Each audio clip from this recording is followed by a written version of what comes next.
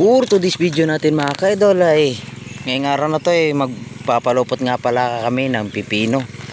Bali yung asawa ko ay naando na dahil tinulungan ko pa yung amo ko magpaandar ng motor na pang bomba. Yan, punta na tayo mga kaidol. Yan, bago ang lahat ay good morning nga pala sa inyong lahat mga kaidol. Sa mga kagaya namin nagbubukid na sa araw-araw ay nagsisikap sa bukid mga kaidol. Yun, bali naando na yung asawa ko mga kaidol. Nauna na siya. Kami nga pala ay dito nagtatrabaho sa araw-araw. At ang trabaho rin namin sa araw-araw ay puro bukid mga kaidol. Palipat-lipat kahit saan bukid na merong mapagtatrabahoan mga kaidol. Ayun na siya, nagpapalupot na siya. Nauna siya dahil tumulong muna ako sa pagpaandar ng motor. Maaga pa lang mga kaidol ay naknaka na nga pala ng init. Kahit maaga pa lang, mainit na mga kaidol.